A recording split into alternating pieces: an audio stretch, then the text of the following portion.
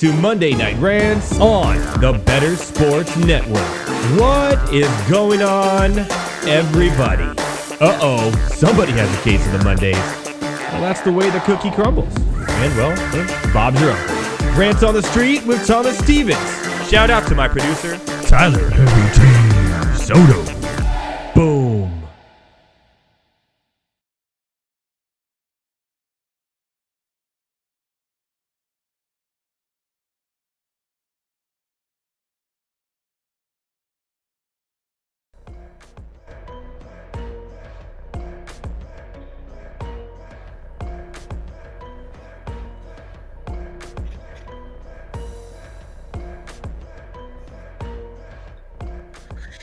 Yes!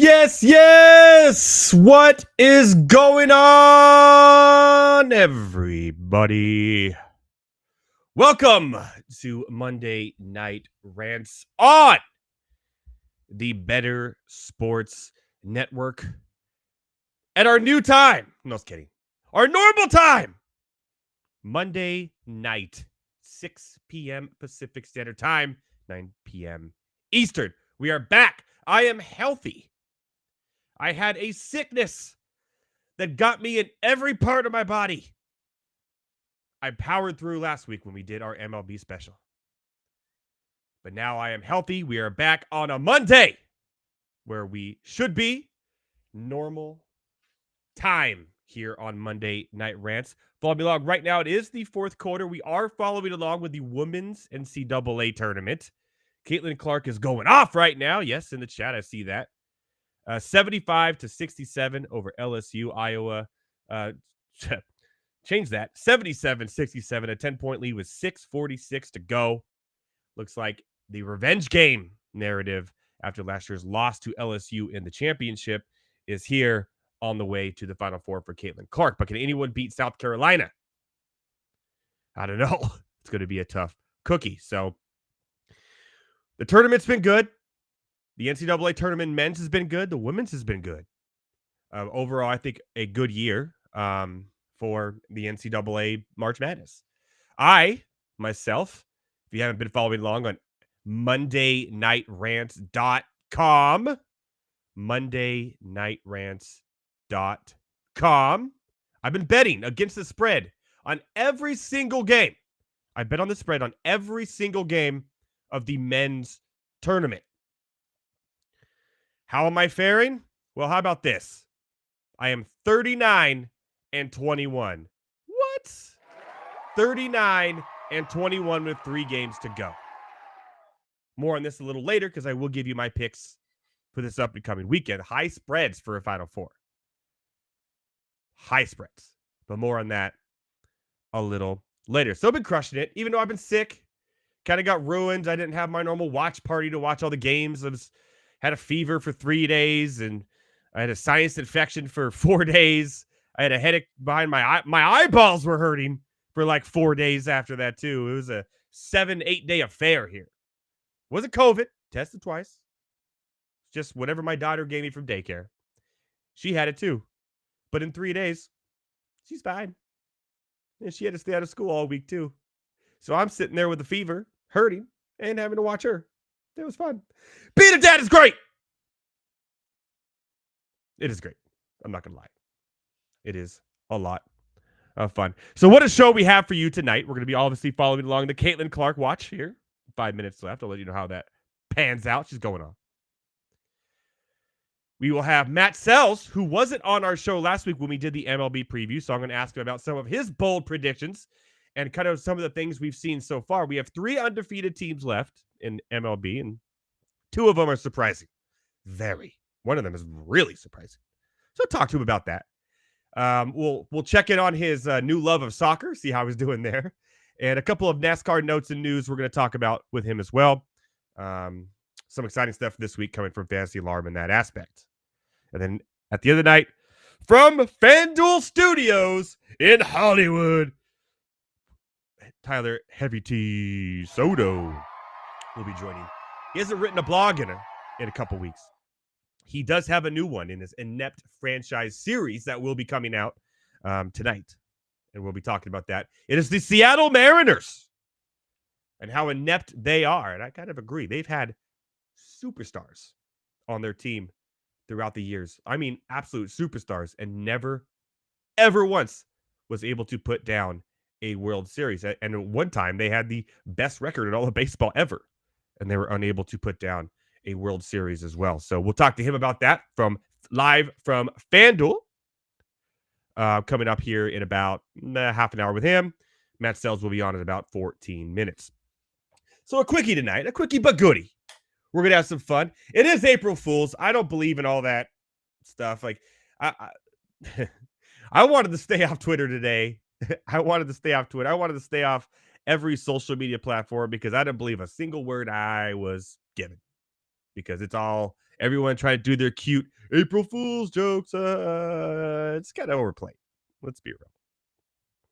You don't agree with me? Come fight me. It's overplayed. April Fool's is dumb.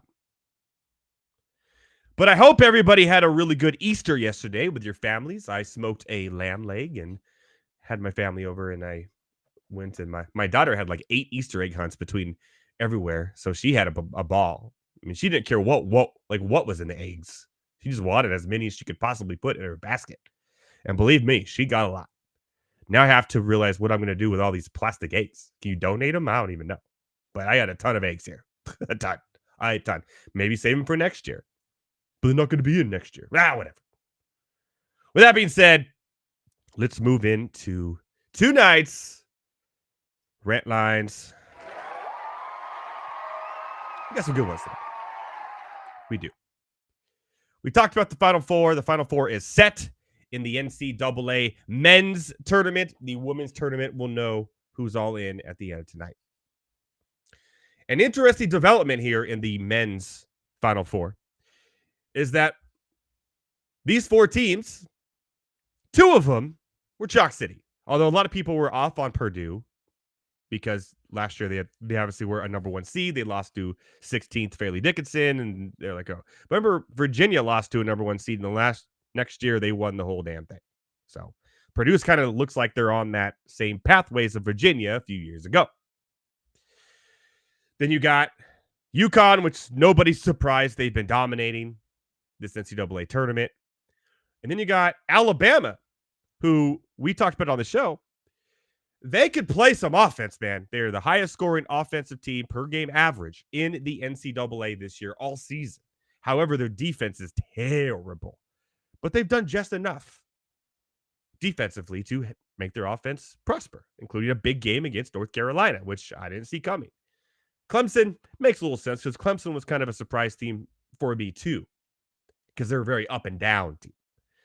They'll have these wonderful games and then lose 3 in a row. In the chat, I'd rather watch the West play-in tournament than the Final Four. Okay. But NC State is the talk of the town. You got Burns here. This dude, if you haven't watched Burns, he's a good player. He's a big guy. Really big guy. But he just he's a ball of energy. And a really good just demeanor about him. That he's been fun to watch. I bet against NC State the first 2 games of the tournament. Because come on. They played their way in. They did great in their conference tournament run. It was a great story, but nah. But here we are. Now I've been betting with them the last 2, and I've been winning.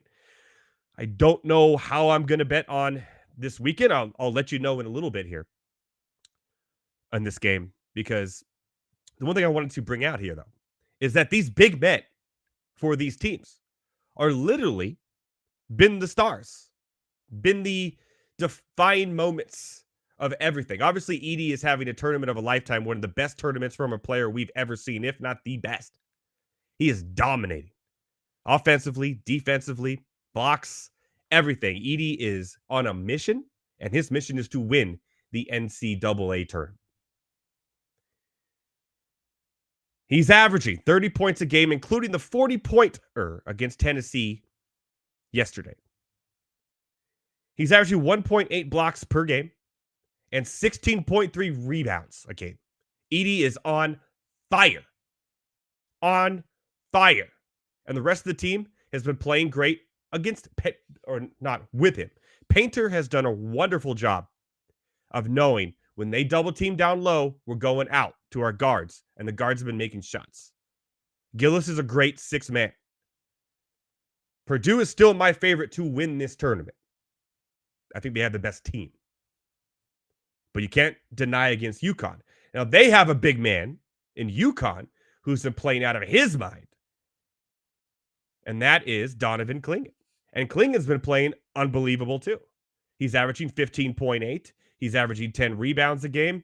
And get this, he's averaging 3-point blocks a game in this tournament. The defense for the big man is showing up. And we talked about DJ Burns. We'll talk about it again. He's averaging 18.3. Only 5 rebounds a game. But he's averaging 1 block a game as well. Plus his assist. He's averaging 3.5 assists per game. And on the other side for Alabama, out of nowhere, Grant Nelson. That's right, Grant Nelson, another big man, came up with a huge game that no one saw coming against UNC. He took Baycott out of the game. He went on for 24 points, 12 rebounds, and 5 blocks against number 1 North Carolina. All the big men for these teams are the reason why they are in the Final Four. Finally, we see some big man action here in college basketball. It's not just the guards. It's not just this. It's not just that. It's all of this. And what's funny is today, or yesterday, I'm sorry, this came out, speaking of Burns, that our boy, DJ Burns, is being discussed by the NFL GMs whether he could be an NFL player. Now, it's a real thing. He's a big man. I don't know what he would play. Defensive lineman, maybe. A little undersized for an offensive lineman, so maybe a D line. But his motor is insane. It would just be interesting. He is 6'9", 275 pounds. It would make him one of the tallest players in NFL history. He'd have to bulk up a little bit because most linemen, most defensive linemen, offensive linemen get to like the 300-pound mark. But it's just funny how he's being focused for football now when he is a basketball star. Now, we've seen basketball stars go to the NFL and become some of the greatest tight ends we've ever seen. Tony Gonzalez, Antonio Gates. Now, this is not a tight end we're looking at here. It's bigger. So I just kind of found it kind of interesting how this run that NC State is on has made Burns a topic of conversation to maybe go to the NFL, because I don't think the NBA will be a place for him. So why not go see what you have there? You have literally nothing to lose. So love that. Real quick, my picks. Currently, the spread is -9.5 for Purdue over NC State and 11.5 for UConn over Alabama. These are two of the biggest spreads we've seen in a Final Four in over a decade for both games combined. I am doing this, and again, my record speaks for itself. I am 39-21 in the entire tournament against the spread. I am taking the 9.5 for Purdue. I think Edey is too much. I think the run ends here for NC State. However, because of the offense of Alabama being able to keep up with UConn, having the best offense in the nation, I'm taking the plus 11.5, and I'm doing it now. I'm doing it now. I think UConn still wins the game. But giving me almost 12 against two teams that are better seeded than NC State versus Purdue, I'm taking it all day, every day. So I do my write-up on MyNightRants.com for the Final Four. It will be Alabama covering at plus 11.5 with UConn still winning. And I will take Purdue to win by -9.5. NC State, the run stops here. We're going to talk about Major League Baseball with Matt Selz here shortly, but we had our first weekend here, so we got a glimpse of what these teams can be. Spring training can only tell you so much. What we have here is some surprise teams. We have 3 undefeated teams in Major League Baseball. I know, Edward, it's the first week and they play 162 games. We got to look at it as sports. The Yankees swept the Houston Astros, to everyone's surprise. And Juan Soto decides he wants to be an MVP candidate. Why do you do this on my Padres, Juan Soto? Fair enough. The Brewers sweeping 3-0. Okay. The Brewers have been in playoff contention. We get it. The biggest surprise is the Pittsburgh Pirates. Undefeated. And doing it very well. And they got Skeens will probably come up. Their pitching's terrible. Very, very bad. But it's working. Their offense is clicking. It's a good young team. Brian Haynes is actually healthy for Pittsburgh. And remember, we talked about this division between the Brewers and the Cubs, who I still like the Cubs in this division. We'll talk to Matt Selz about that. But it's hard not to root for the Pirates and see what they're doing. They're kind of young and exciting. So I know it's a short sample size. Very short. But I like it. And I like it a lot. Moving over to the NFL, and I got something I want to show you here too with this. The kickoff change rule. I think for the most part, what I read, what I see out there from everybody is that they like it. There's a lot of people that don't like it because it's not traditional football. Well, we saw traditional football kickoffs last year and they sucked. The highest touchback rate in NFL history. Nobody wants to run it back. You just get the ball. They're fair catching it. The 10. It's stupid. The one thing that the XFL has done right are these kickoffs. So the ball will be kicked from the 35-yard line. So it's the same as the current rule. And safety kicks will be kicked from the 20. Okay. So these players will line up at the 35-yard line, 5-10 yards apart from each other, like you see here in this picture. The kicker will kick the ball, and they cannot move until the returner receives the ball in his catch area, which you can see that little red square there. In the catch area, then they can move. Okay? They can't move until he has the ball or it goes in the end zone. The landing zone is in the area between the receiving goal line and its 20-yard line. So he has 20 yards to produce. Now, if it hits the end zone and stays in bounds, it's still a touchback. However, you get a little bit of punished a little bit. You get it at the 20-yard line. So what the NFL is doing is getting rid of injuries, but at the same time, making sure kickoffs are still kind of exciting because you got to run the ball to get those extra yards. And there's no more fair catch signals. That's done. But they're ruining the onside kick. Well, okay. Onside kicks over the last years have been lower and lower and lower. The last exciting one we saw was in the Super Bowl when the Saints did it coming out of halftime against the Colts. Boo. Philly Phelps says they should do a toss-up wrestling match like they did the original XFL.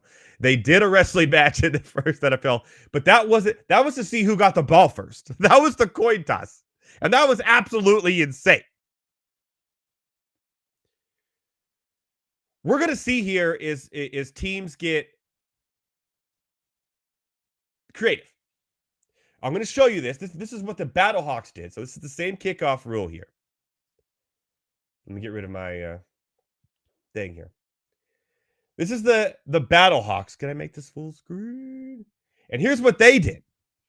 In the XFL, these new kickoff rules. You see how the kicker kicks it alone over here. And you got all the teams lined up here, and they cannot move until the receiver catches the ball. We're going to see more of this in the NFL. And there's going to be teams like the Tush Push that are really better at this than others. And it's going to make it for exciting. So let's check this out. I like this. XFL kickoffs, they look different. Kicker from the 30. Return team lined up at the lined up 30. Can't move it's to the run. ball Now watch fielded. this. And here goes Boom! Humphrey. And they're going to turn it around with room on the near side. And for the first time, they get creative. And the Battlehawks have the sideline and a kickoff return for Joe Powell to the end. I love that. Absolutely love that. We need more of that. So that's kind of how the kickoff will work, will look. Just like that. You're going to have the teams lining up. You're going to have the kicker.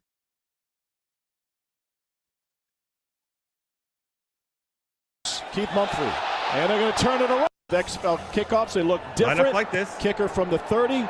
Can't the move. Team lined up at the opposite 30. Can't move till the ball is fielded. And here goes Keith Mumphrey. With some fun stuff going on here. Love with room on the near. So, I love it.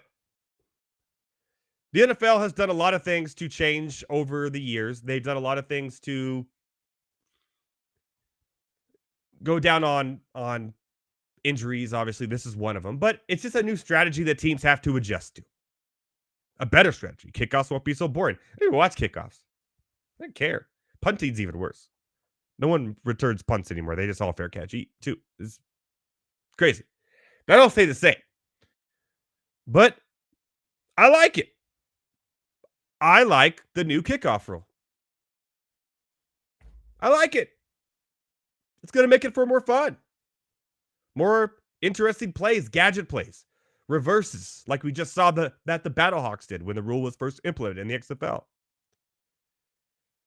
So let's not whine about change, because sometimes change is good. We did the same thing about baseball. Oh, the clock, the bags are too big. There's going to be stolen bases. And then last year, a weekend, the games are shorter. They're more exciting. I don't know. Yeah, duh. You're the same person 2 weeks ago complaining about it. Stop complaining about change. Now, the hip drop tackle rule, I'm not even going to get into that tonight. That's for another day. That changes the game in a different aspect because of the way the rule is written, one, because there's no clarification there. It's kind of a weird gray area about how the ref can choose kind of his discretion if it's a hip drop or not. That's going to be, excuse my French here on my night rants, an absolute shit show, like the 1 year we had, you could review defensive pass interference. That lasted 1 year, by the way. It's going to be similar to that. So I'm interested to see kind of how that all plays out and all that good stuff. But for the most part, I think the kickoffs is going to be a good old time, a good old-fashioned time here in the NFL. All right. Joining me now. He hasn't been on in a while. I can see him backstage. He's rocking a Washington Nationals hat. This is his team. Ask him about that. Now, he wasn't on last week for the MLB special, so I have a few questions about the MLB for him. So we're talking about some MLB. Maybe he has his own impressions of the kickoff rule. We'll ask him. But my boy, your friend, Matt Selz.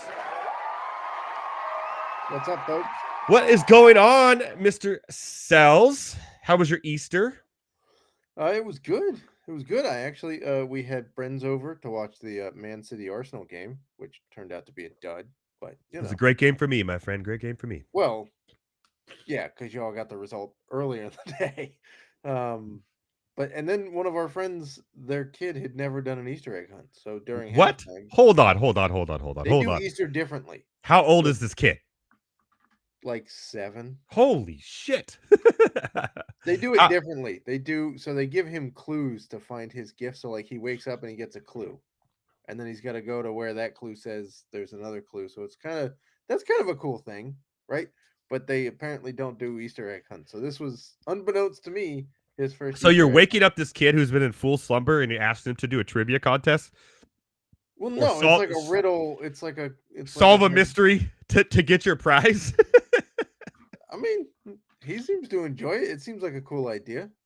Okay. So to each their own, whatevs. But we had an Easter egg hunt. And how did this kid feel about his first ever Easter egg hunt? He was very excited. I bet. Yeah. He did not realize that the eggs were filled with candy, so he was even more excited when he found that out. Then he got even more excited. But by the way, it's over. Iowa's up 92-82 with 35 seconds left. Outstanding. Caitlin Clark is going to the Final Four by prediction of South Carolina. She is not. And she'll probably announce after she's actually going to the WNBA or not, in what's going to be the biggest WNBA draft year of all time.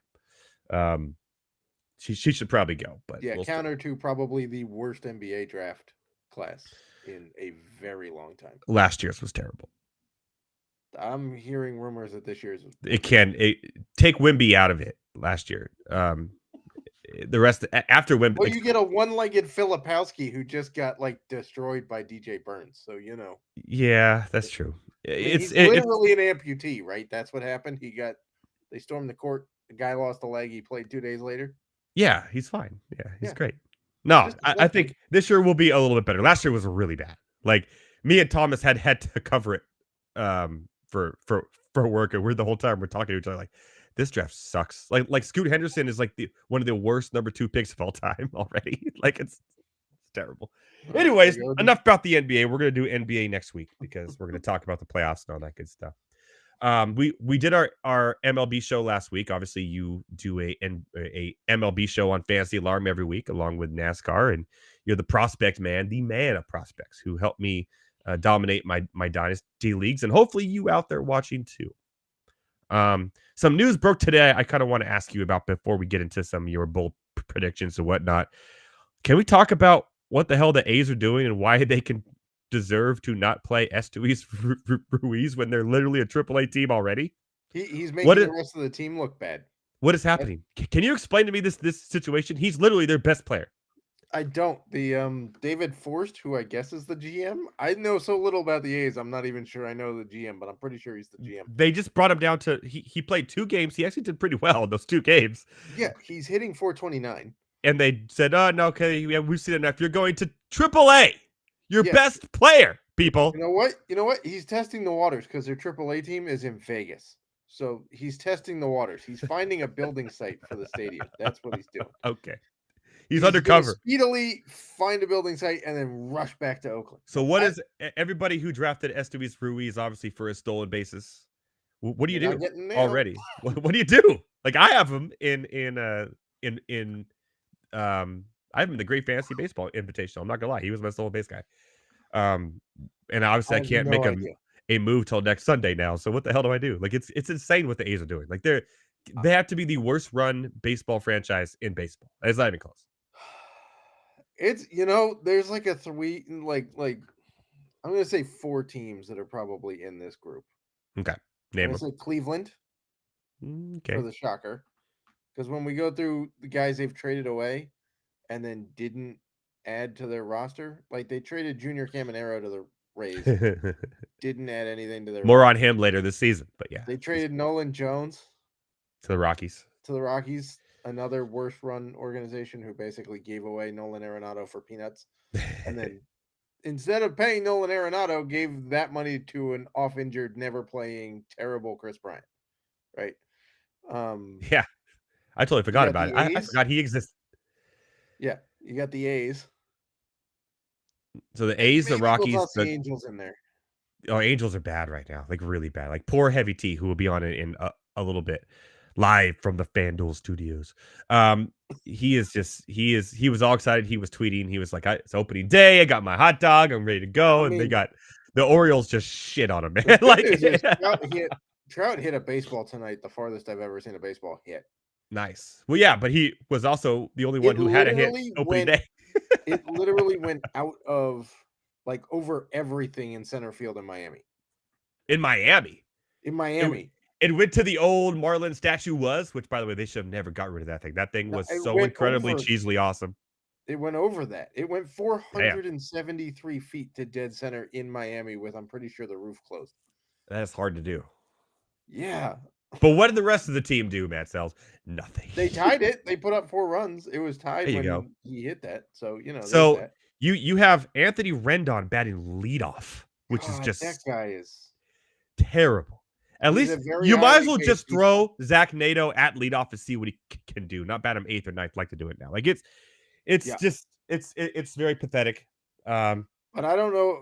I don't know why the A's sent Ruiz down. It's so stupid. They said he needs to take better at bats. He's hitting 429. They said he needs to get on base consistently to use his speed. And they've only played him in 2 games because it's like you didn't play him, so how could he get on base consistently if you didn't play him? And those 2 games you did, on the team is hitting. And those 2 games you did play him, he got on base and already has 2 stolen bases. I don't get it. It's dumb. But enough about the A's. I know we have some A's fans watching right now, and I'm sorry, guys. I really am. But good luck in Las Vegas or Utah or wherever the hell you guys end up. Yeah, Vegas doesn't want you though. By the way, like No, Vegas yeah, that's a whole like, story in itself. Yeah. Yeah, like I think you should work out how to stay in Oakland. Ooh, Where? that's Where? You gonna play in that crappy stadium? I mean, in That fairness, stadium of Oakland death. has offered them like 3 different spots. No one wants to live in Oakland. No one wants to play in Oakland. I mean, that's why the Warriors left. Yeah, Oakland sucks. It's a terrible city. By the way, how petty are the Warriors that they built the stadium directly across the bay from their old stadium? So like the Oakland fans literally had to watch it get built and then move within eyesight, and then have to pay to go see to cross the bridge and go see games and go to traffic. And I guess you could take the BART. Wanted to. Does anybody want to though? I don't know what happens on the BART nowadays. I live close to San Francisco. I just don't go anymore because I just remember Escape from LA with Kurt Russell?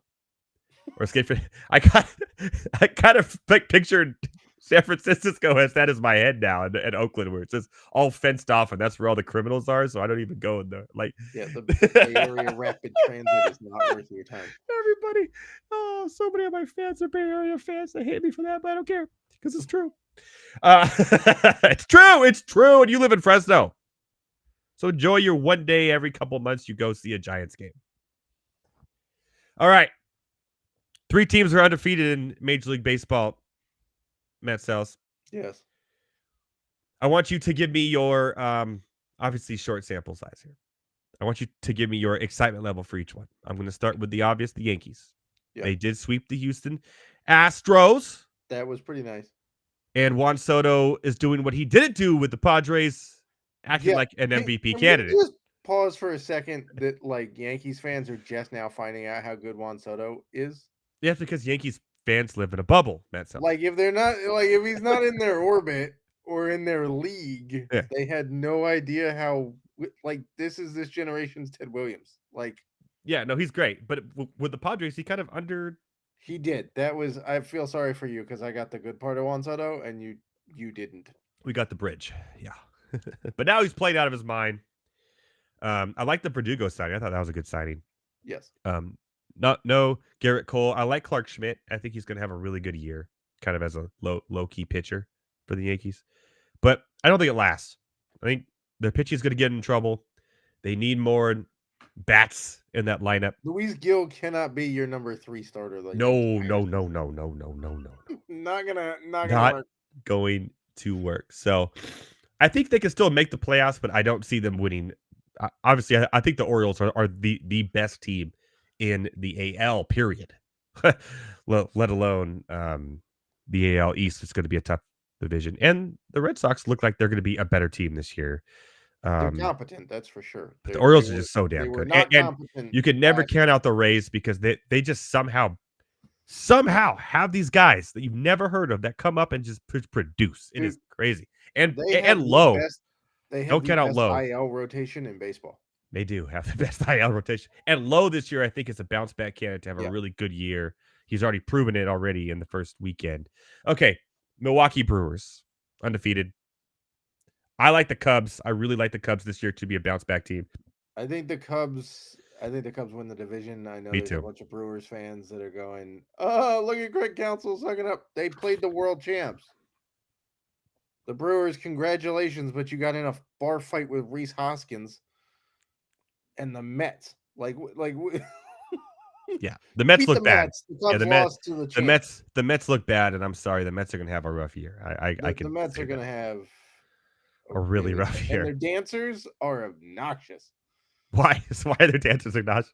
Have you seen them? They didn't No. They're like. There's clips all over. Is Edwin what's his face back? So I have to hear the. Yeah, they're like NBA dancers dancing on top of a dugout in the middle of a baseball game. I'm sorry if I paid money for those seats. I'm kneecapping the dancers. I'm sorry. All right, the Brewers. Do they have a chance to make the playoffs? It's gonna be tough. I think 3 teams could come out of the NL West. I don't like the Brewers pitching, and I know I got into a debate on X with a Twitter fan or with a Brewers fan who was like, well, Freddie Peralta was better than anybody else the last time we won the division and our team was this bad. Okay, but Freddie Peralta was on that team. So you can't count him as being better. He's just elevated.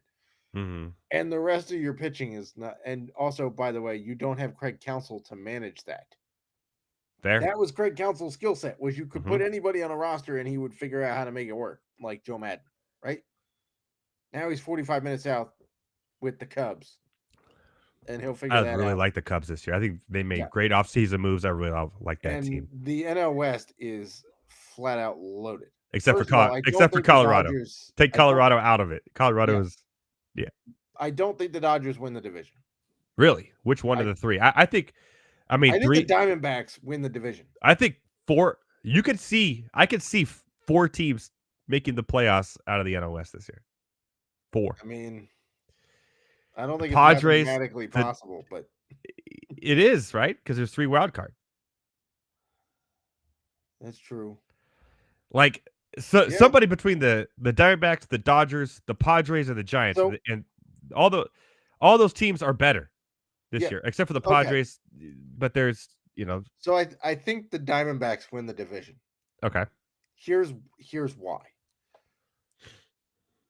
Through June 13th of last year, the Diamondbacks had the best record in the NL. Not the NL West, the NL. They number 1. They got better in the offseason too. They were the number 1 seed through June 13th. Eugenio Suarez is an underrated pickup. I think that's going to be huge for them. They got better. Through the middle of July, they were beating the Dodgers. Yeah. Right? The Dodgers pitching staff sucks. I'm sorry. It doesn't suck. It's unproven. Let's put it that way. Okay. Yamamoto. Glass now is proven when he's not hurt. He's been an absolute stud. Okay, but the 120 innings that Glass now pitched last year are a career high. Is Walker Buehler will be back this year at some point, right? Maybe, but is he the ace Buehler? Or is he the guy who kind of lost all of the velocity and ability to strike people out? Is he the ace Buehler or the one that takes a day off from school? I don't know. Yeah, or the one who wears the tightest pants in the history. He does. And which makes me worried about these new Fanatics uniforms with his tight pants, because you're going to be able to see everything. Kershaw is coming back at some point, but how much do you get? I don't trust him whatsoever. Is Gavin Stone going to hold down the 5th spot? Maybe, maybe not. There's a lot of questions about The rotation has questions, yes. But their offense their offense is insane. Sure. And they're not paying them anything because they just defer them all. But I will contend that their offense was as good last year as it is this year. And the Diamondbacks still had the jump on them for 2/3 of the season, and the Diamondbacks got better. Well, they did add Ohtani this year as a DH, so that's going to help their offense a little bit. Assuming he doesn't get suspended for gambling. And then I think the Teoscar Hernandez pickup was a great pickup. So arguably, I'd say they're actually better. Okay, but their pitching staff is worse. Their pitching staff, I will admit, is a weakness. But you're relying on Joe Kelly to get to your closer? No, sorry. Which is what, Evan Phillips now? Maybe. Because Bratterall, whatever his name is, Buspar, he's injured. Gratterall's injured. And, Kershaw's injured. Like everybody, like Emmett Sheehan's injured. Hey, if you just score more runs than the other opponent, you're going to win games more than you lose. Right, that's but here's the problem. What they're building. They got to face the Padres. Have a pretty good rotation. They got a great rotation and a really good bullpen thanks to the Juan Soto team. When the Diamondbacks rotation is healthy, when they have Eduardo Rodriguez back and they get Jordan Montgomery on the mound, it is the deepest starting 5 in baseball. I love myself some fat too. Get some fat and credit. Is baby. Their 5th starter. He's the guy who shut out the Phillies in a must-have Game 7 on the road is your. And look at the Giants as well. They have injured pitchers that are coming back that are going to make their rotation better now too. Their offense is more questionable than the other ones. They are, but they made really good additions to that offense too. I think. But in their ballpark, you don't need the offense. You need to string together hits, which they're really good at doing. 100%. Right. Yeah. So. It's going to be a horse race, but I think the Diamondbacks, who went to the World Series and got the jump on the Dodgers for 2/3 of the season last year and got better, are getting undersold. Their over-under on wins this year were 84.5. The Diamondbacks? We'll take They the over won on that many last year, and they added 2 new pitchers and a Eugenio Suarez. Yeah, and Corbin Carroll, you got to think is going to be better in his second year here as well. So yeah, though I like this. You want to bring Heavy T on so you could talk crap on his Angels to him? I actually feel bad for Angels fans, though, to be honest. Heavy T's like, he has 20 minutes, so we got to bring him on, and he wants to talk about his Seattle Mariners inept franchise too as well, which we could talk to you about as well. Heavy T live from FanDuel Studios. Yeah. So look, the Angels just won today. Comeback win from the Marlins. Mike Trout hits like a 450,000-foot bomb That goes up. Yeah, dude. No, we're 2-2. We're okay. Those first games were awful, but we're 2-2 so far. Really, really came in handy, right? I mean, yeah. A closed door meeting 2 games into the season. Which I mean, it's crap. I guess you're gonna do it sooner than later, but like, I don't know, man. It's like like you said, a two-door or a closed door meeting 2 games in is absolutely wild. So it's shake off the rust. We're good. We didn't talk about the undefeated teams. Colby Pittsburgh Conway's Pirates. Pirates are the third one. Hey, look, man, the Pirates are good. Last year, and then they fell off after April ended. Mm-hmm. So, yeah, that's exactly what happened. But wouldn't be surprised. They're going to be good eventually. They may get a wild card. Wouldn't be surprised if it happens. How concerned are you if you're a David Bednar owner, and the Pirates have 5 saves, and Bednar has none of them? I'd be pretty concerned. Little concerned. None of them. 5 different guys have a save for the Pirates. A little concerned, especially with what you had to pay for him. Yeah. Aroldis. I forgot about Chapman on he got one tonight. The thing with the Pirates is, though, they're a really good young team. I like they're young, and Brian Hayes is healthy for once to start the season. O'Neal Cruz has looked really good. He's going to strike out a ton, but he's also going to make unbelievable plays and hit a lot of home runs. So when you're 6'7", you have a very large strike zone. He does. He reminds me of like a taller Tatis, but strikes out more. To be honest, it's like Aaron Judge playing shortstop. That's insane. That's one way to look at it. Yeah, I'm just 6'7". Yeah, but I mean the Pirates. I mean, I don't think they're going to make the play. Obviously, their pitching rotation is in shambles. You got Quinn Priester and you have Paul Skeens that you could bring up this year, but Skeens is not coming up this year. You don't think he's coming up this year at all?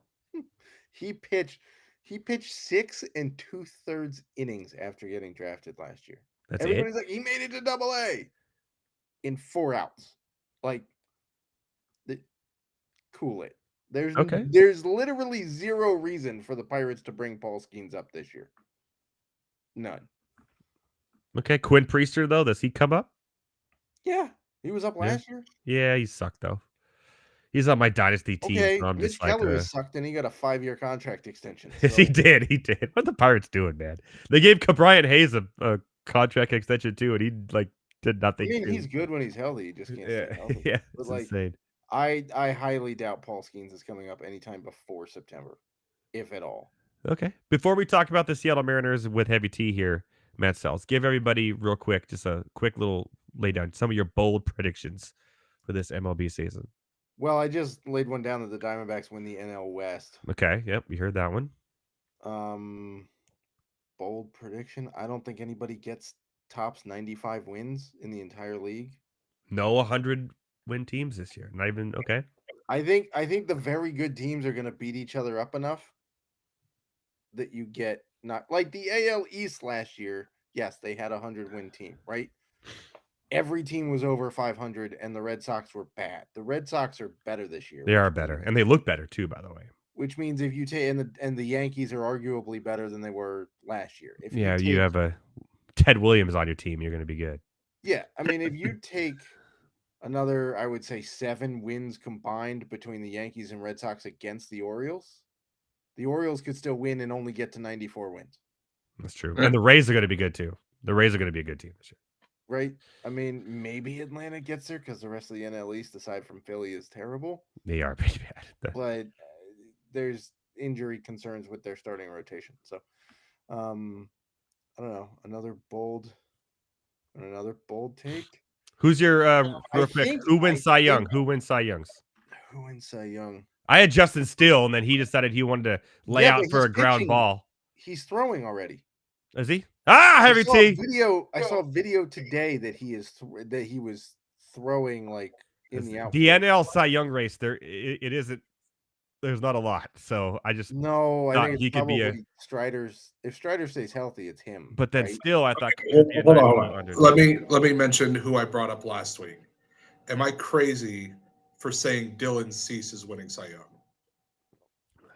Well, so the mold is there because Blake Snell showed you could walk 9 bazillion people and keep them from scoring and still win the Cy Young. He set a record for most. The Padres said, "We're not paying you, Blake Snell. We're just going to replace you with literally your Spider-Man meme." I mean, basically, right? Except from the opposite side of the rubber. Yeah. Blake Snell set a record for most walks per 9 for any Cy Young winner ever. He had a low ERA, a lot of strike, and over 200 strikes. He had a 70-inning stretch in which he didn't allow anybody to score, and that sealed it. So it's not out of the realm of possibility that Dylan Cease could do it. I wouldn't complain if he did. If Logan Webb reproduces what he did last year, I think he's a dark horse to win the Cy Young because he was phenomenal last year and nobody gave him credit. He was second in voting, right, last year? I think so. Yeah. Second or third. AL Cy Young going to Heavy T's team, Logan Gilbert. Oh, okay. That's not okay. Heavy T's an Angels fan. I know, but the guy he was going to talk about. Yeah, we're gonna talk about the ineptitude of the Seattle Mariners in his new block series. It can't be inept right now. That roster is loaded for now, but trust me, we'll get to it. They've been loaded in the past, my friend, and have never won a World Series. So yeah, I know. I'm very aware. They have 5 Hall of Famers at one time and did not win, thanks to the Yankees knocking them off. But I'd mention that, trust. But Gary DePoto is literally making trades from hospital beds to make sure the Mariners are in contention. So I think we're fine. But I think Logan Gilbert is a dark horse for the AL Cy Young Award. He's their number 3. I picked his teammate Luis Castillo to win. He's a popular one. Yeah. I had him last year, so I think he How hilarious would it be if Dylan Cease wins and then George Kirby, the guy who doesn't walk anybody, turns around to win for the AL and you get polar opposites. We love to see it. The rotation for Seattle is no joke. There are a little bit of holes in their offensive game. I do like Jorge Polanco signing. I think he's going to be a stud there, kind of like what they thought Ty France would be until he kind of fell off the last couple of years after his huge season. So, but yeah, Seattle, I mean, obviously, you got a young superstar. You have a great pitching staff. You have one of the best young closers in all of baseball who can pitch lights out. But I don't know, when you have somebody named Calzone or whatever batting 7th. Dominic Canzoni? Yeah, come on. The Rangers are better. The Astros are better. Yes. So they are. I didn't say they were going to win the division.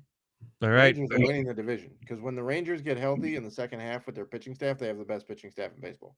Yeah, it's going to be ridiculously crazy. It's like you got DeGrom and Scherzer and Molly just waiting in the wings. Ugh. Which, by the way, because you mentioned the Astros. Yes. The Astros are currently no-hitting the Blue Jays through 7. Wow. Is it a combined no-no? It is not. Let's see. The starting pitcher, Ronel Blanco, is through 7 innings. Oh my God. Has only 81 pitches. Oh my God. Yeah, only 81 pitches. So 6 outs. Where is Bo? Has Bo Bichette done nothing? He's not even in the lineup. He's not? He's not in the lineup today. Oh, that's why. That is correct. He is not in the lineup. I don't know. Everyone else, Ofer. It looks like he's day-to-day with something. I don't know. If I'm reading this correctly, it looks like George Springer has walked and no one else has got on base. Wow. Yeah. Did he? So, wait. Yeah, we'll see what happens. 6 months to go. We have a no-hitter watch here on Monday Night Rants, baby. Yeah. It's gonna absolute. My dad has that guy on his bench in our fantasy league. Oh, I don't even know who the hell he is. So He's their fifth starter. okay. Very cool. Heavy T, you have a new article coming out here tonight. Sorry, I haven't gotten to it today. I've been a little busy, but I'll get it tonight. I promise. all We're gonna good. preview it here on the show. So all these beautiful fellow ranters out there. You have been a couple of weeks off. I've been sick. We've been having some big shows here with the NCAA tournament and our baseball. Yeah, preview. I was in Houston for a week, and then it was the Sweet 16 Elite 8, and I was just like, I'll get back to it. So Yeah. this week, finally got back to it. We're going to baseball in this one. So what a perfect man to have on here up here is Matt Selz. Talking about the Seattle Mariners, which me growing up as a 90s kid was I'm a Ken Griffey Jr. fanatic. I have an autographed Ken Griffey Jr. ball right over here next to all my Padres balls. I have his old school retro jersey that I've had since I was a kid, where I got it as an adult size and it still fits me today. Ken Griffey Jr. was one of my favorite baseball players of all time, him and Tony Gwynn, for obvious reasons. And it was sad that they had all these players. I actually went to the Kingdome up in Seattle and saw a game there once when they had the Edgar Landing and the Jay Buhner and the Alex Rodriguez and Dan Wilson and Alex Cora, and Randy Johnson, and the old guy who played for every other team after the Mariners, Jamie Moyer. Yeah. The team was loaded, man, and they should have at least won something, but You they also didn't. forgot Edgar Martinez. I said Edgar Martinez. They had the Edgar Landing, one of the best Okay, DHs of yeah. all time. I mean, even though I was a Padres fan and I loved myself some Tony Gwynn, and 1998 was a good year for me in Padres land, I still rooted for the Mariners. I still kind of do now because of it. Heavy T, explain to us why you decided to write on the Mariners to add to your inept franchise series, and what are some of the highlights here that we could expect from the article? I mean, it's one really big reason. They had a 21-year playoff drought. So that'll kind of do it. From 2001, where they won 116 games, tied the major league record. Ichiro was on that team, and that was Yes. Between that year and 2022, they did not make the playoffs. A kid could have been born and is now of legal drinking age by the time they got back to the postseason. It's kind of astounding. I know it was a fact for a while before obviously they did make it back. But when you do a really deep dive at some of the acquisitions that they made, it's awful. So first, there's two reasons why I kind of dove into it. Number one, you have 3 Hall of Fame players played for them through that playoff drought, and they still weren't able to get to the playoffs. And that's Ichiro, Adrian Beltre, who just got in, and Felix Rodriguez, in my opinion. Yeah. 100%. The thing is, you look at his record. Felix Hernandez. Felix Hernandez. Yeah, sorry. But you look at his record, and his record's not great. It's terrible. He won a Cy Young with a losing record, I believe. Yeah, the team that was put around him was not good. Yeah. So here's another reason why I picked them. You have to hear this quote. So between 92 and 2016, the Mariners are owned by Nintendo of America. You know, the Mario Kart, Donkey Kong people, those people, right? Yeah. So they're represented. Yeah. So they're represented by this guy named Howard Lincoln, right? So someone asked him why the team didn't make trade deadline deals in 2002 when they were making a push back to the playoffs. This is what he said, word for word. The goal of the Mariners is not to win a World Series.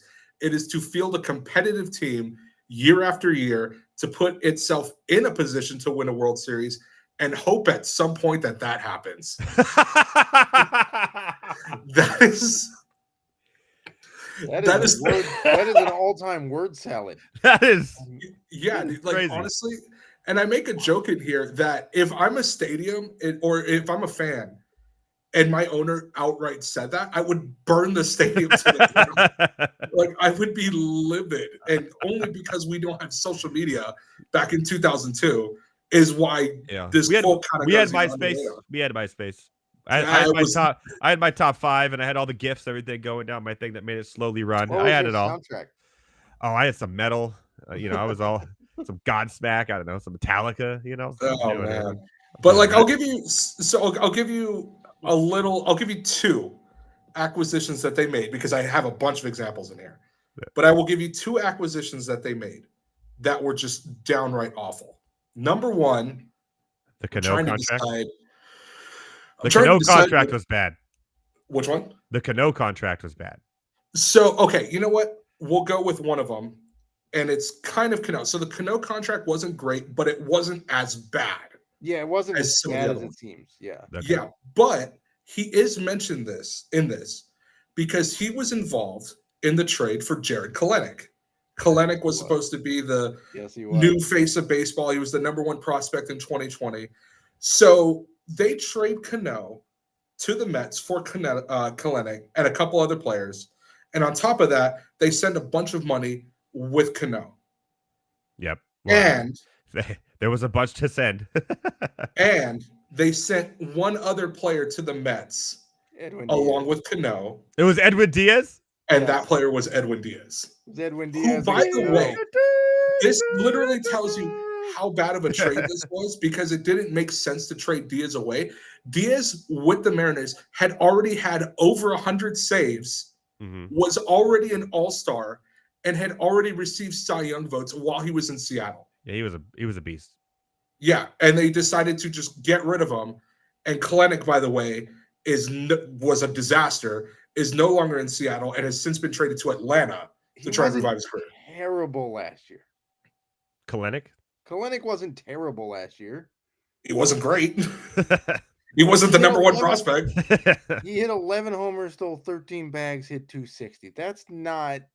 It's not number 1 prospect, but it's not terrible. That's far from number 1 prospect, my friend. That's not even it's not even top 100 prospect. That's utility player written all over it. But for a guy who's like, all he does is strike out, that's not a terrible stat line. How many strikeouts he had last year?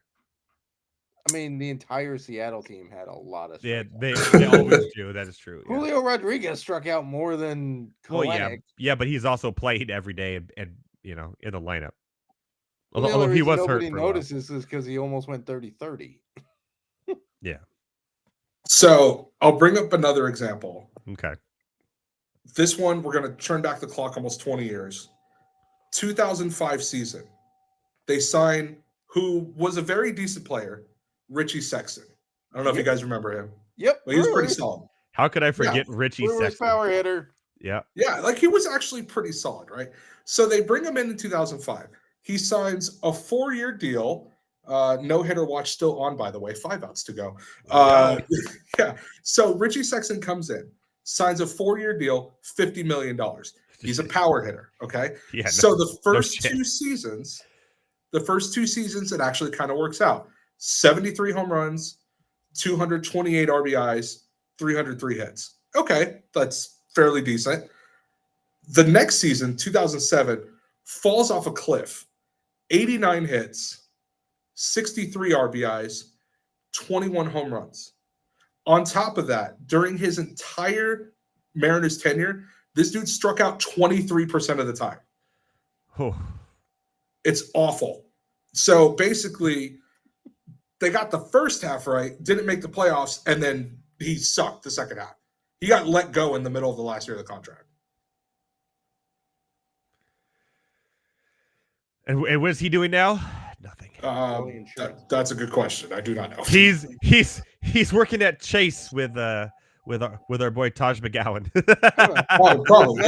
Is it better than Ric Flair, who's hawking knockoff Viagra pills now? Hey! Give the legend some love, man. Come on now. Come on. I think he's finding ways to get it. Give it some love. So Seattle Mariners Inept franchise series will be out later tonight. Once I get it up for tomorrow, we'll do all the same social media promotion and whatnot. It's a good read. I did run through it. I've already edited it. I just haven't posted it yet. I will post it on minorrants.com. We'll get it out there. It's a lot of fun because especially if you're like me and a 90s baseball kid who was huge with the Ken Griffey era and all that, it's kind of interesting to see like how they went from that to literally shittier and literally nothing to come from. You had Randy Johnson. You had Jamie Moyer in his prime. You had Ichiro, who won the Rookie of the Year and the MVP in the same year. Ichiro. Yeah, and keep Griffey in mind, Jr. Keep in mind, those 3 Hall of Famers that they had during this stretch where they didn't make it, Felix Hernandez, Adrian Belcher, Ichiro, those dudes played together for 5 years.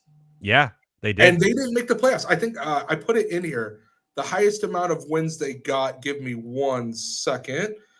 The highest amount of wins they earned was somewhere in the 80s. I think it was like 87. Yeah, they were close one year, but came up like a couple games short. Yeah, the wild card. I think that was the year the A's outdid them. Yeah, so the A's in the middle. The Moneyball A's. I mean, you want to talk about how bad this franchise has been. I'll read this one paragraph that's towards the beginning, so nothing super spoilery. Okay. It didn't help that every team in the AL West would go on to have massive success during the Mariners drought.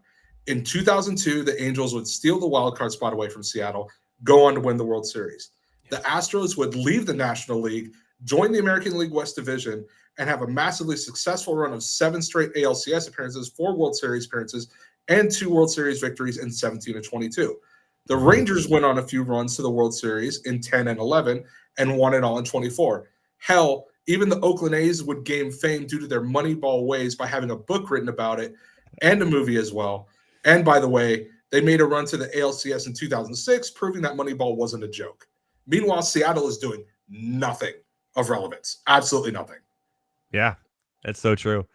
And here we are with the A's not even knowing how to work with their best player and sending him to AAA today after 4 games. Good. Oh my God. Like, I'm glad I'm out of time and I don't get to talk about that because here's how you know the A's are terribly run. They do not allow comments. Yeah. No. Like there's if you go to their Twitter, they don't want to get ratioed. They don't want to get ratioed. Yeah, if you go to Twitter, they have it where like, oh, only people who the A's are following can reply. Yeah, only if they mention them. Oh yeah, that's right. So they never at people in their tweets because then it would allow them to respond, and then people could respond to that. So they never. And that is straight up a John Fisher gag order. Oh, 100%, 110%. Also, real quick, speaking of the AL West, Astros 3 outs away. I was just gonna mention it. 3 outs away right now. We're at the mid of the 8th, and 3 outs away from a no hitter. So he's still in the game. Toronto's really working. Yeah, Blanco is still only at 91 pitches, so he's probably going to. They're going to let him go. Yeah, they're going to let him go. How many strikeouts? He's not going to pull a Maddox, but he has 7 Ks, 1 walk. 7 Ks, 1 walk. Wow. And the Astros do not have an error, so that George Springer walk was the only base runner. The only base runner. Is he leading off? Let me see real quick. It looks like up next it's going to be Kiner Falefa, Calvin Biggio, and then George Springer. Ooh, so 1-2. So he'll come down to the last out because he's going to get Kiner Falefa. So here's the thing. It's a little poetic because you're going to get Kiner Falefa and Biggio. God. It's a little poetic. Off the game with a walk. Wait, who did? Top Atlanta? 1. Springer led off with a walk. Springer, yeah. No, that was the first. He was the first batter of the game. Yeah, he was leading off for the Blue Jays. Oh wow, I didn't know that. It was a walk. First pitch, but ironically, then it says George Springer walk, and he's gone 27 up. Or 24 up. 24. But ironically, it is poetic because you would have Kiner Falefa first if you get him out. Then you have Biggio second, and it comes back to Springer. And where is this game? It's at Minute Maid Park, where his career started. Yeah.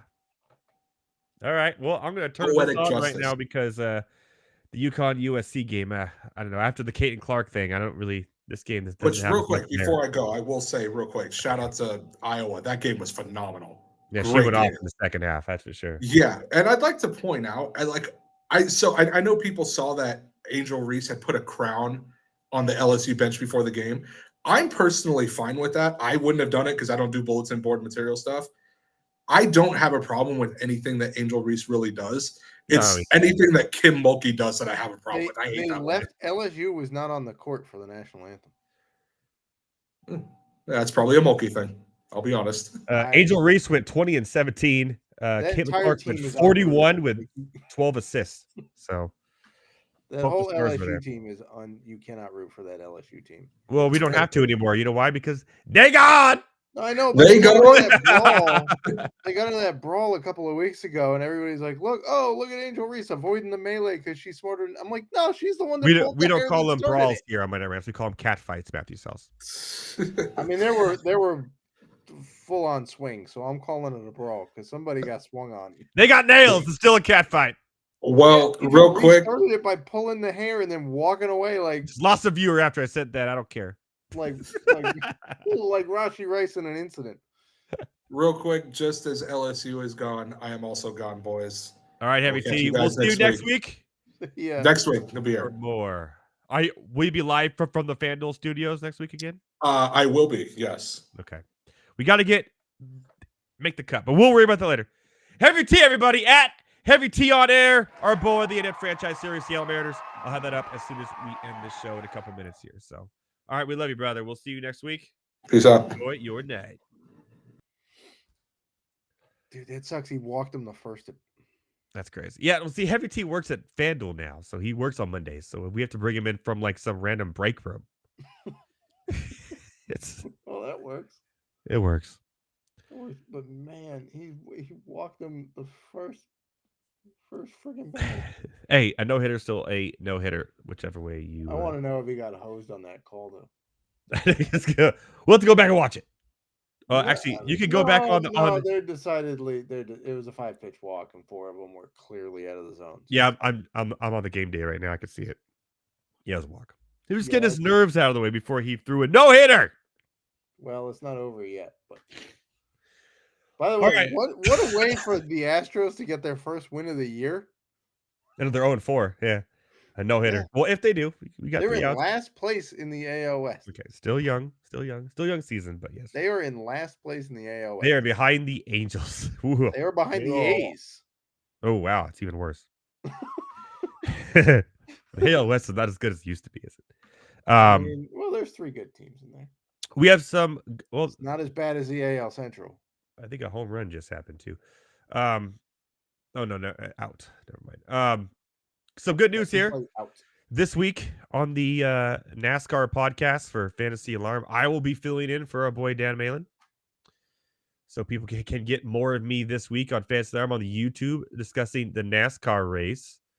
Not gonna lie to you, the NASCAR race last night was a little boring. Until the end, when the end got a little bit excited when the overtime happened. Like, okay, and then Hamlin came in and said, "I got this, boys." Wait a minute, how many? Yeah, I think we're here, right? Just grounded out. Yeah, so did Isaiah Kinnear-Falafia. So now we're already at 2 outs. Yeah, we're already at 2 outs, and Springer is coming up. Yeah, because the man.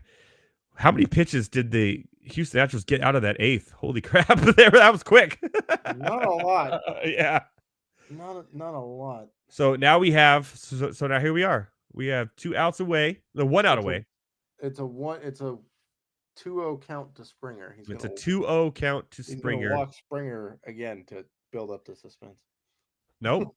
There's a strike right there. So it's a swinging strike. So it's 2-1. Literally following the game day on MLB.com. Yeah, we're living this no-hitter out in real life before we call it a merry night here. Monday Night Rants. Well, a no-hitter happened on the show. It'd be the first time it's ever happened. So we're playing it out, people. The Houston Astros up 10-0 right now in the top of the 9th over the Toronto Blue Jays. It's currently 3-1 against George Springer. Who started for the Blue Jays tonight? And Francis. Yeah, that would this pitcher that I've never heard of until tonight. Matt knows him, obviously, of course. Blanco is 1 out away. But it's a 3-1 count here against Jordan Springer, who opened the game off with a walk. Yeah. And he's put down. To get walked again.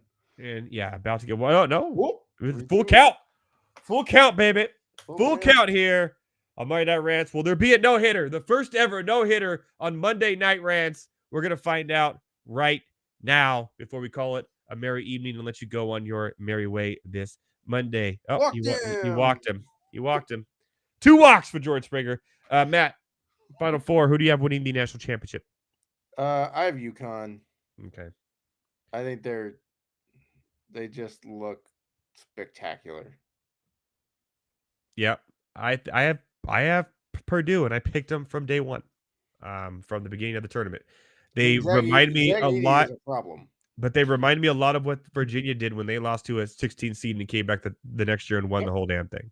That's true. The 2019. That's the only 6 postseason wins the Cavaliers have in the last 7 seasons. That is 100% true. They won 6 in a row to win a natty, and peace out. So, how's your? This is your first real mound visit. Yeah, this is your first real season doing soccer, following soccer along with me. I've been a soccer fan for quite a long time. How's it going?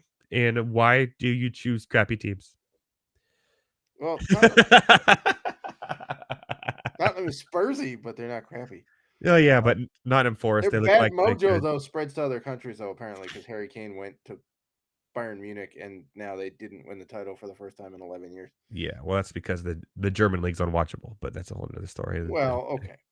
I mean, so you told me before we started the show here, another ball. Wait, he's 1-1 here. Okay, so you said you were gonna get the MLS League Pass, so you're that into it. Where you're looking at MLS. I'm telling you, most of the MLS games are free on ESPN Plus.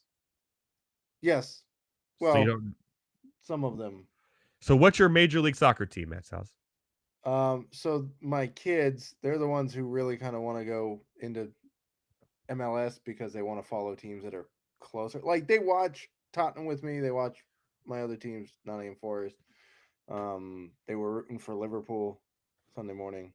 I like your kids. I mean, in a non-P Diddy way. It is. We have it. A no-hitter. A no-hitter on Monday Night Rants. The Astros and our boy, our new favorite player, Ronel Blanco, has no hit the Toronto Blue Jays at Minute Maid Park. The first no-hitter of 2024 live on Monday Night Rants. Man, this is awesome. Hell yeah. Round of applause. No runs. Round of applause for Ronel Blanco. A no-hitter. A no-hitter on Monday night. And here's the best part. If you play George Springer in DFS, he still got you a decent amount of points. If you played George Springer, he was the only player you could have played from Toronto. And I'm sure a lot of people actually kind of stacked this game too on both sides of them. Yeah, because the pitching matchup wasn't supposed to be great. And it was Vladimir Guerrero Jr. who grounded out to lose the hit streak. No-hitter! All right, Matt Selz, tell everybody where to find you, what's going on, and when they could catch us together doing the NASCAR podcast this week. So you can catch my stuff on fantasyalarm.com. You can catch my stuff on X, Twitter, whatever the heck you want to call it. I had a pretty decent betting week for props last week. Yeah, you did. Almost hit the MTJ bet until Denny Hamlin decided to cheat his teammate out of the win. I know. And then admitted on a podcast. Yeah, that's what he does. Basically admitted it on his podcast, which he recorded 2 hours after the race ended. That's Denny Hamlin, baby. That's why he's everyone's favorite driver. He knew nothing was going to happen to him, so he admitted he cheated. Why not? You can find, if you subscribe to Fantasy Alarm, you can find my stuff in Discord.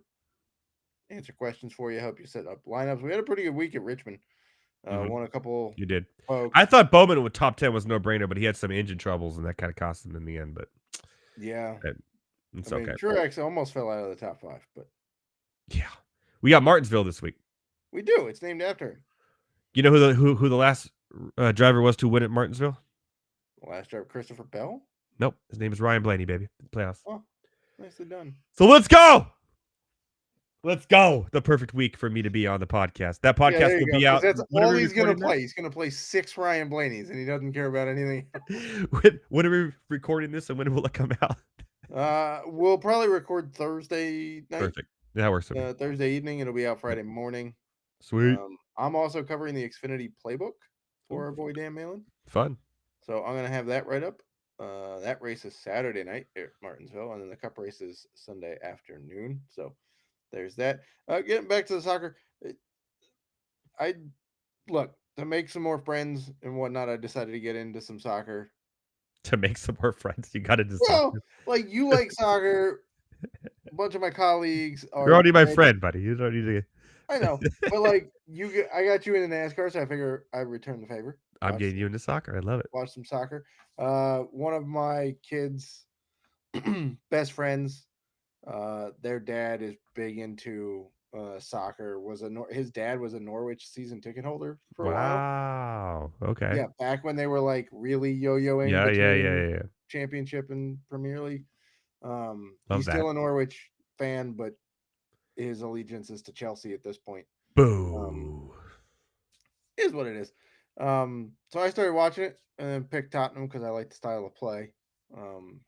And my kids like James Madison and Son. So Yeah, Song's a likable character. And then my other team, Nottingham Forest, who's battling for to not be relegated, sold a guy to Tottenham, Brennan Johnson, who I think should be playing. Oh yeah. And the goalie for Nottingham Forest, his name's Matt Selz. He is now. Yes, their other goalie is Matt Turner, the number 1 for the national team. Yeah, for America. But yes, now I am the goalie for Nottingham Forest. His name is Matt Selz. So I watched the Liverpool game. He was making all sorts of saves, and it's like Matt Selz. Like, dude, could you stop making all these saves? I texted you that morning. It was fun. Yeah, it was good. Yeah, it was hilarious. So what's your MLS team then? What you said? So I'm a Portland Timbers fan. So, I grew up in the DC area, and I kind of tangentially followed DC United back in their original heyday. They were the ones who actually originated that beer steak thing. Was the DC MLS team. Soccer. Yeah, they played at RFK originally, yep. Which obviously I went to for Nats games when they first became a team. They played at RFK. So I was aware that, the history of DC United and whatnot. And then you get to the Freddie Adu years, which did not work out very well. Signing a 14-year-old to play professional soccer couldn't have. Did not work out in the United States of America. And then I've been out in the Midwest for a while, so I kind of have followed Sporting KC. Okay. For a while since they've been called like the Wiz. Yeah. Right. Well, they used to be the Wizards or whatever. They were the they started out as the Wiz, and then they went to the Wizards, and then they went to Sporting KC. Yep. And then there was a whole debacle with Livestrong Park that the sponsorship didn't work so well because that was Lance Armstrong's thing. They cheated. Yeah. Well, Lance did, not Livestrong. Anyway, I'm joking. So I tend to go for proximity with these things, so I'm going with Sporting KC. Okay. But my daughters they're kind of waffling between DC United and Sporting KC. After you watch a morning of Premier League soccer. Yes, I'm just telling you this, and everyone watching it right now. And then you watch the MLS. It is the most frustrating thing ever. I agree, but in the world. I don't know. It's the level of competition and the skill is so different. It is. Yeah. But my kid wants to watch soccer. She enjoys it. And so this will float between the two because like MLS goes over the summer. Yeah. Premier League ends in the, so we'll see. There you go. Yeah. Love it. I know. She likes hockey too. We watch a lot of hockey. That's cool too. See, my daughter will watch Liverpool games with me in the morning. She loves it. She plays soccer already. She's 4. She's about to be 5. She scored 19 goals last season. That's at 4. Watch out, Man City's calling. She's coming, baby. And now she wants to play basketball. She's into basketball. I mean, my kid wanted to play. She wants to play softball. She wants to do. She's never into baseball. I think she does gymnastics now. So she's doing soccer and gymnastics now. Yeah, my 10-year-old wants to do. She's like a beanpole. She wants to do hockey. I'm like, you're gonna get just do it. Why not? Yeah. Hey. She also was very interested in slow for my daughter. Baseball's like, too slow, too much standing around. She likes to be soccer, basketball, like doing stuff and tumbling and running and stuff. So I don't know. Let the kids play, everybody. My fellow ranters out there, let your kids play whatever they want until they don't want to do it anymore, and then put them in something else. And don't force them. Like my kid's love of hockey was natural. Like she just we were watching it, right? Because the Caps won I played hockey when I was young. I loved it. The Caps won a Stanley Cup when she was like, I don't know, 3 years old. First Stanley Cup they've ever one happens in my kid's lifetime. So saved her 30 plus years of Anaheim Mighty Ducks right back here. Ryan gets that, baby. Let's go. Yeah, there you go. So we were watching it and she's like, this looks awesome. And she's just continued to watch it. But if she doesn't like baseball, so I don't. Has she been to a live hockey game? No, that isn't like AAA or like AHL, whatever that's called. You got to take her. I know. A live hockey game is an experience like no other.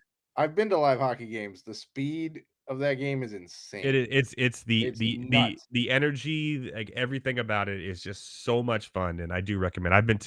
I've seen the Ducks play in Anaheim at the Pond. We used to have for a long time a AAA hockey team here called the Fresno Falcons that I went to all the time. It's just. And now it's the Fresno Monsters. We have like a college league, like a college summer league team. It is so much fun and one of the best live sporting events you can go to. Even if your hockey team is absolutely trash, it is still fun. Like, go and watch the athleticism of the refs, man. Those guys are insane. Yeah, they're going for it. And no, it's just a lot of fun, and I do recommend it. No matter if they're boys or girls. I went to doing that. I interned for a sporting organization in Kansas City when I was in college, and we helped put on a preseason game at the Sprint Center. Nice. To kind of build fanfare for maybe KC could get a hockey team, right? They used to have a hockey team and then they moved. And the preseason game was the Penguins Kings.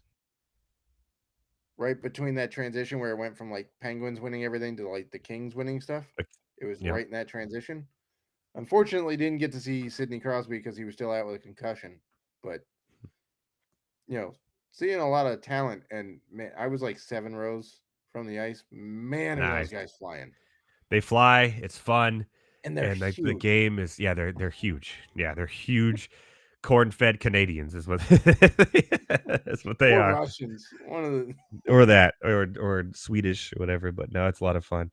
Right out the half, it's 33-33 all tied up. UConn, USC, just like the Iowa and LSU game was tied at the half as well. So kind of rooting for USC a little bit last year in the Pac-12.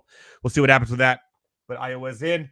Matt Selz, we will see you Thursday when I am on the podcast for NASCAR. I'll give my bets. Good luck in your NCAA tournament bets or whatever you got going on and your fantasy baseball games. I already got hit with the Royce Lewis bug and the Justin Steele bug in my injury, so I'm sad. Steele will be back way before Royce Lewis. So boo. Royce Lewis got the Twins just find these superstars that just are always hurt. I said this on this week's Fantasy Alarm MLB pod, which is out today, actually. So go listen. Check it out. Fantasy Alarm YouTube, youtube.com. Byron Buxton and Royce Lewis are the Spider-Man meme. Jesus Christ. Because they're the same caliber of dude. Like they are. Can go 30-30, but they're never on the field long enough to go 30-30. It's fair.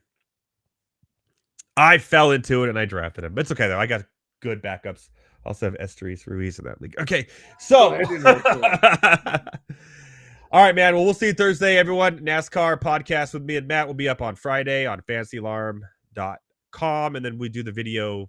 Is there a video portion of it on YouTube and stuff on Sunday as well? The whole thing is on. Yeah, you can watch the whole video. Like the whole thing's recorded. You'll see our lovely mugs on there the whole time. I'm going to wear an outstanding outfit. Let's put it that way. So grill versus grill, we got to figure that out too. Oh yeah, we got grill versus grill Martinsville. We got to figure that one out too. I think our Easter one was pretty good. Back to back Virginia races, man. I'm running out of Virginia cuisine. I know what do we do. I'm from this state, but like there's not a lot. We should just both do ribs this week. That's fine. My daughter went nuts. I made her pork ribs the other week, and she ate a half a rack by herself. There you go. Let's just do that. Let's do ribs.